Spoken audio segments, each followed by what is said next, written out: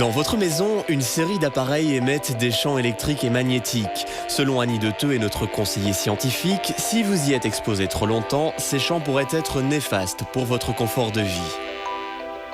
Aujourd'hui, on va regarder dans la maison ce qu'on peut trouver comme solution face aux appareils qui vont par exemple amener une certaine fatigue, un certain degré de pollution, comme par exemple une lampe mal placée, un réveil électrique. Cette lampe de bureau produit bien sûr de la lumière, mais pas seulement. Cet appareil sert à détecter l'importance des ondes qui s'échappent. Donc jouer du piano ici, c'est pas très bon. Absolument pas. À partir du moment où on a une zone d'ambiance électrique autour de la lampe qui est proche du visage, on s'expose considérablement au niveau nerveux, donc c'est vraiment pas l'idéal, effectivement.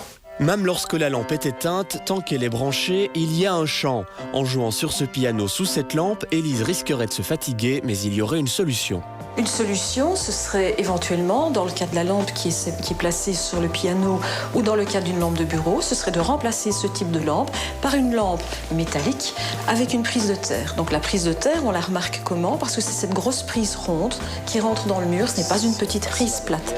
Inutile donc d'être alarmiste, nous sommes sans cesse soumis à des champs électromagnétiques. Ceci dit, pour certains, il est bon de les limiter. Les ondes qui existent dans les habitations ont des effets sur le corps qui peuvent surtout d'abord commencer par des problèmes de confort de vie.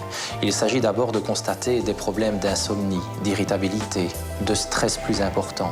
Les scientifiques reconnaissent l'existence des champs électromagnétiques, mais ils ne sont pas unanimes sur leur influence. La plupart des études n'indiquent pas de relation entre des symptômes tels que irritabilité, troubles du sommeil, troubles de la vigilance et l'exposition aux champs électromagnétiques.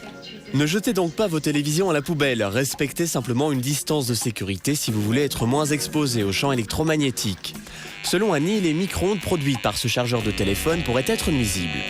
Un téléphone sans fil de ce type-là va déranger notre organisme parce qu'il pulse presque au même rythme que nos cellules.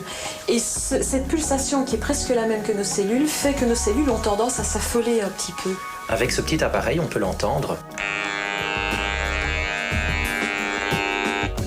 Et dès que l'on débranche ce genre de téléphone, ce bruit va cesser.